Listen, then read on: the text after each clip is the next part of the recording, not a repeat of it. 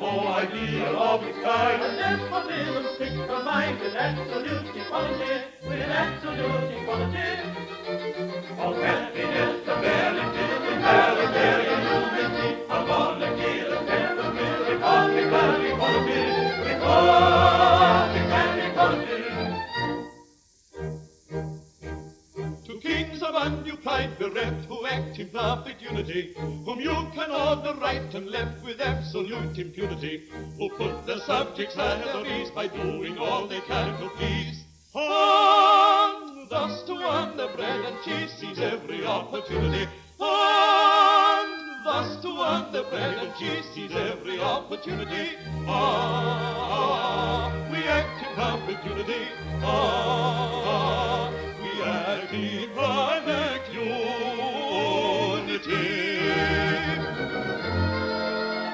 Of happiness, the verity, egalitarian unity, of volunteer, temperament, republican equality, republican equality, temperament, equality.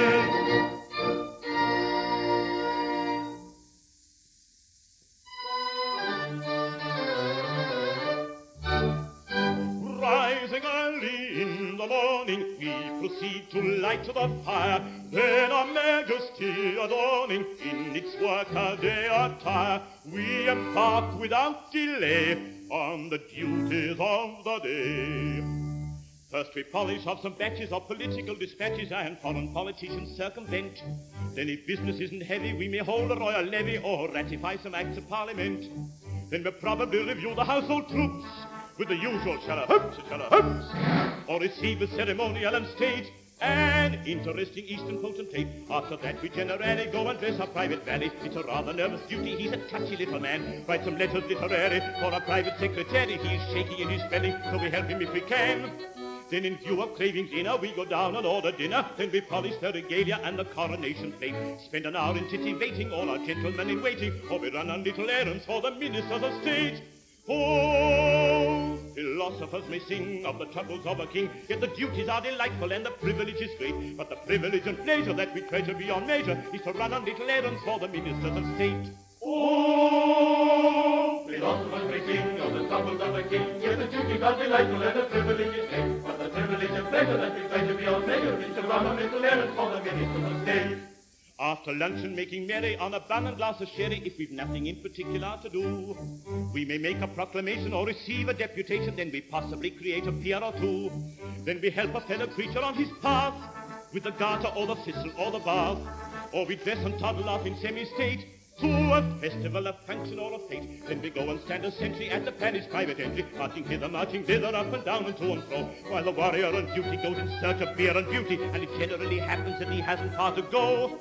He relieves us if he's able, just in time to lay the table. Then we dine and serve the coffee, and at 12:30 or 1, with a pleasure that's emphatic, we retire to our attic, with the gratifying feeling that our duty has been done. Oh, philosophers may sing of the troubles of a king, but of pleasures there are many, and of worries there are none. And the culminating pleasure that we treasure beyond measure is the gratifying feeling that our duty has been done. Oh, philosophers may sing of the troubles of a king, but of pleasures there are many, and of worries there are none. And the culminating pleasure that we treasure beyond measure is the gratifying feeling that our duty has been done.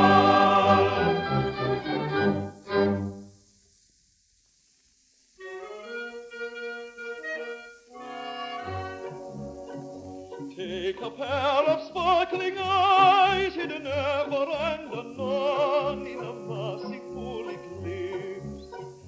Do not heed their mild surprise, having passed the Rubicon. Take a pair of rosy lips. Take a figure trimly planned, such as admiration whets. Be particular in this. Take a tender little hand, print your dainty fingerets. Press it, in parentheses. Take all these, you lucky man. Take and keep them if you can, if you can. Take all these, you lucky man. Take and keep them if you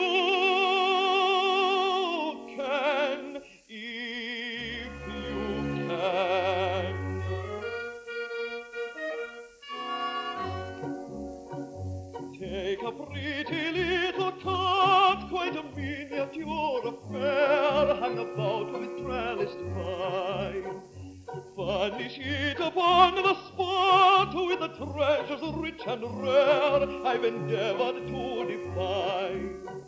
Live to love and love to live, you will ripen at your ease, growing on the sunny side. Fate has nothing more to give, you're a dainty man to please. If you're not satisfied, not satisfied,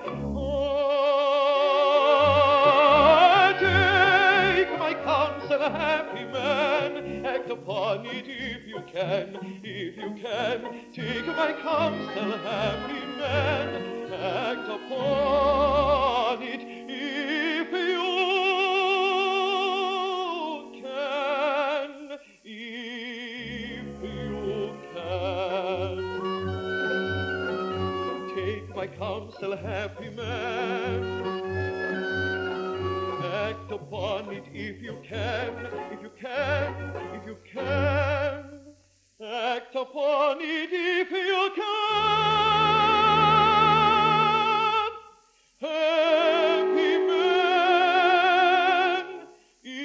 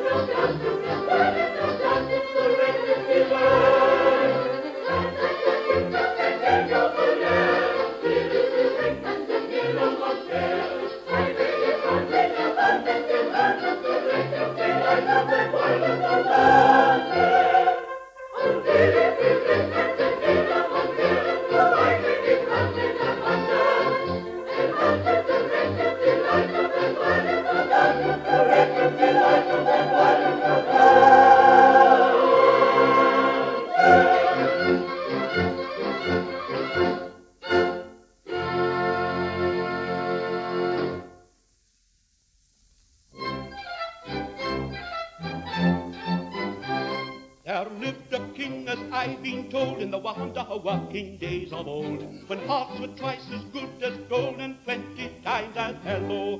Good temper triumphed in his face, and in his heart he found a place for all the erring human race and every wretched fellow. When he had Rhenish wine to drink, it made him very sad to think that some at junket or at chink must be content with toddy. Must be content with toddy. He wished all men as rich as he, and he was rich as rich could be. So to the top of every tree promoted everybody. Now that's the kind of king for me. He wished all men as rich as he. So to the top of every tree promoted everybody. Lord Chancellors were cheap as sprats, and bishops in their shovel hats were plentiful as tabby cats, in point of fact too many. Ambassadors cropped up like hay, prime ministers and such as they grew like asparagus in May, and dukes were 3 a penny. On every side field marshals leaned, small beer were lords, lieutenant, dean, with admirals the ocean teemed around his wide dominion. And party leaders you might meet in 2s and 3s in every street, maintaining with no little heat their various opinions. Now that's a sight you couldn't beat. Party leaders in each street, maintaining with no little heat their various opinions. That king, although no one denies, his heart was of abnormal size, yet he'd have acted otherwise if he had been a tutor. The end is easily foretold when every blessed thing you hold is made of silver or of gold. You long for simple pewter when you have nothing else to wear but cloth of gold and satin rare. For cloth of gold you cease to care. Up goes the price of shoddy. Up goes the price of shoddy. In short, whoever you may be, to this conclusion you'll agree. When everyone is somebody, then knows anybody. Now that's as plain as paint and ink. To this conclusion we agree. When everyone is somebody, then knows anybody.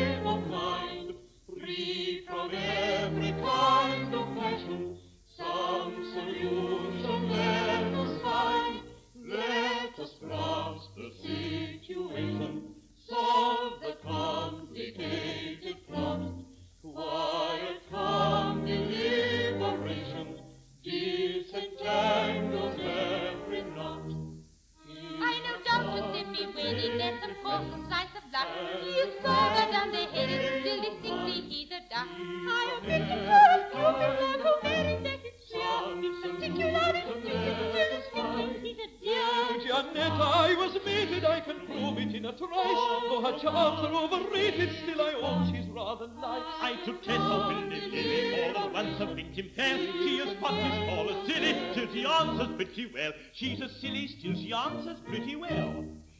Now when we were pretty babies, someone married us, that's clear. And if I could teach her, I'd be her friend, or take her away with a piano. Even that young lady married to receive her country flute. If I ever take her, I want some English shaker or aristocrat. For if she married George, you'd say me, you and he will have to part. If I have to do it, I want her to ruin. I'll teach her to marry the man of my heart.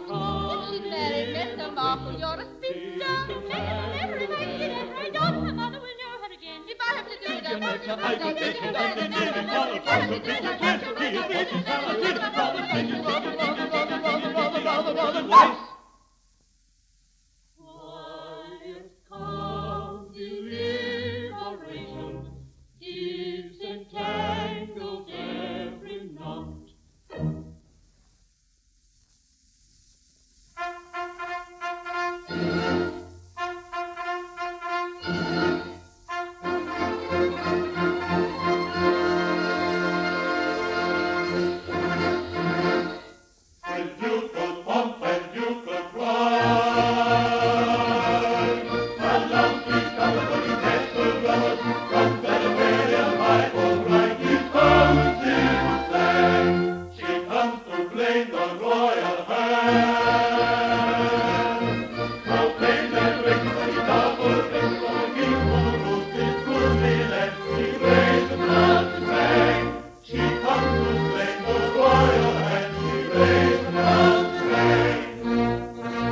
This polite attention touches heart of duke And heart of duchess who resign their pets. with profound regret. Sheer beauty was a model. When a tiny tittle toddle, and at 21, She's excelled by none. at 21, She's excelled by none at 21. she's excelled by none. She comes to claim the royal hand. To claim that victory double is for the king who rules his money and he reigns the proud his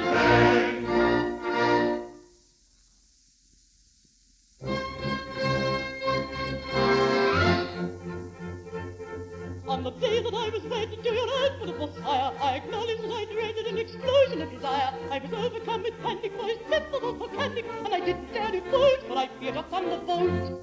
I was always very wary, for his fury was ecstatic, his refined vocabulary most unpleasantly emphatic. To the thunder of his Tartar, I knocked under like a martyr.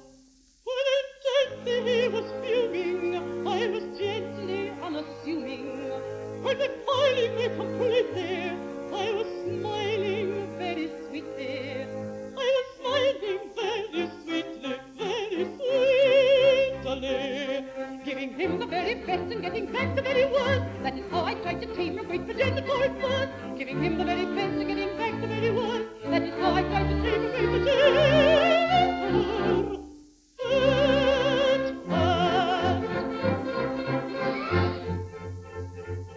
But I formed a reliance on my threatening appearance and a resolute defiance of a rightful interference and a gentle intimation of my firm determination to see what I could do to my wife and husband too. Was the only thing required for to make it simple supple, and you couldn't have desired a more reciprocating couple, ever willing to be wooing. We were billing, we were cooing.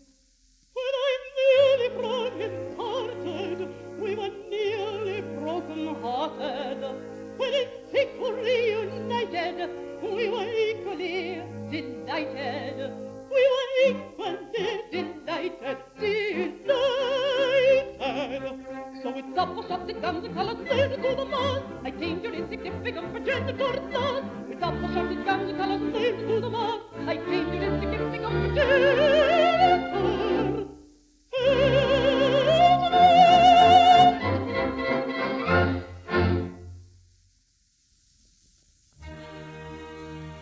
To help unhappy commoners and add to their enjoyment, affords a man of noble rank congenial employment. Of our attempts we offer you examples illustrative. The work is light, and I may add, it's most remunerative.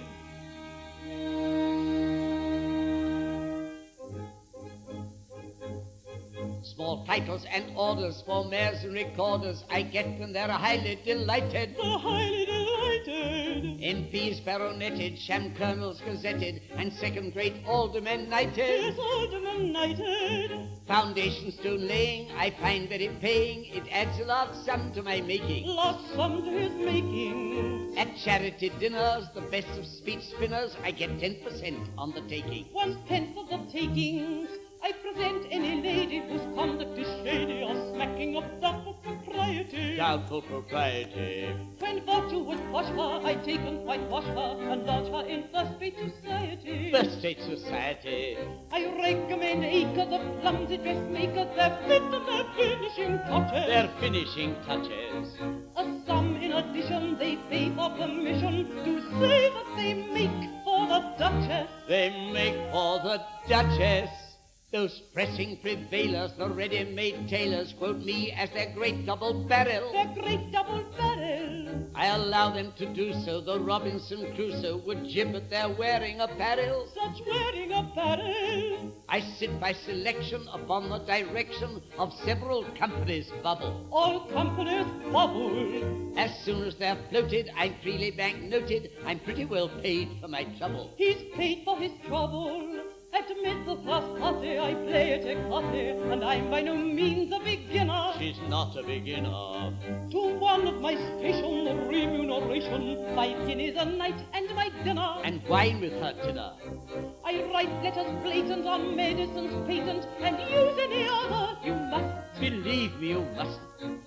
And for my complexion derives its perfection from somebody's soul, which it doesn't. It certainly doesn't. We're ready as witness to anyone's fitness to fill any place or preferment. A place of preferment. We are often in waiting at junket or fating, and sometimes attend an interment. We enjoy an interment. In short, if you kindle the spark of a spindle, your sympathies into your clutches, yes, into your clutches. Or hoodwink a debtor, you cannot do better than trot out a duke or a duchess. A duke or a duchess.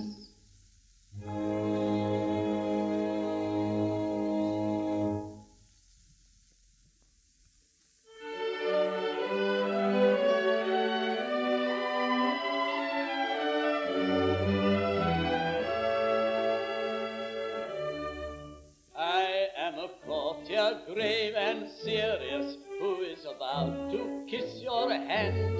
Try to combine a pose imperious with a demeanor nobly bland. Let us combine a pose imperious with a demeanor nobly bland. That's if anything too unending, too aggressively stiff and grand. Now to the other extreme you're tending. Don't be so deucedly condescending. Now to the other extreme you're tending. Don't be so dreadfully condescending. Oh, to please some noble seem at first if anything too unending. Oh, we go to the other extreme, too confoundedly condescending. Now a gavotte perform sedately, offer your hand with conscious pride. Take an attitude not too stately, still sufficiently dignified. Now for an attitude not too stately, still sufficiently dignified. Oncely, twicely, bow impressively ere you glide. Capital both, you fought it nicely. That is the style of thing precisely. Capital both, you fought it nicely. That is the style of thing precisely. Oh, sweet to earn a nobleman's praise. Capital both, we thought it nicely. Supposing he's right in what he says, this is the style of thing precisely.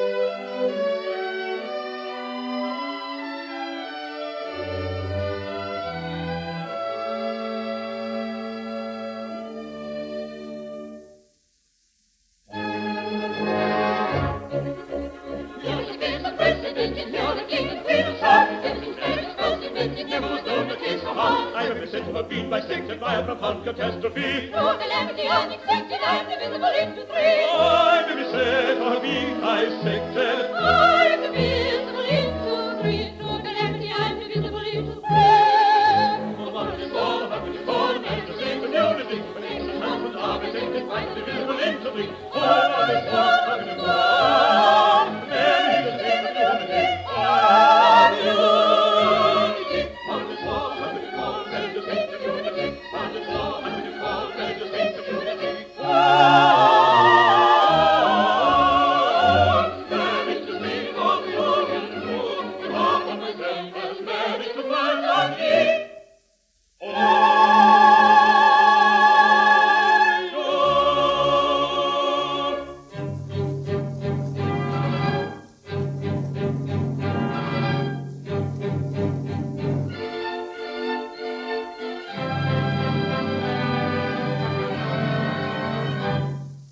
Now let the loyal lieges gather round. The princess foster mother has been found. She will declare to silver clarion sound the rightful king. Let him forthwith be crowned. He will declare to silver clarion sound the rightful king. Let him forthwith be crowned. Speak, speak. We're all attention. You sweet this moment mention.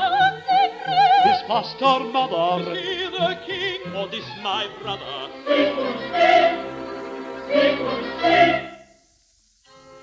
royal prince was by the king entrusted to my fond care, and I ruled untrusted. When traitors came to steal his son reputed, my own small boy I deftly substituted. For villains fell into the trap completely. I did the prince away, still sleeping sweetly. I called him son with pardonable slyness. His name, Louis. Behold, his royal highness.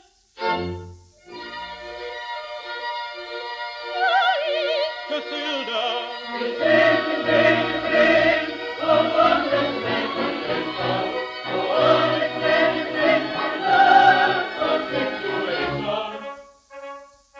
This statement we receive with sentiments conflicting, our thoughts rejoice and grieve, each other contradicting. To those whom we adore, we can be reunited on one point rather sore, but on the whole divided.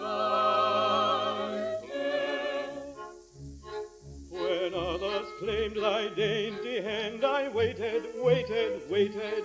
As prudence, so I understand, dictated, tated. I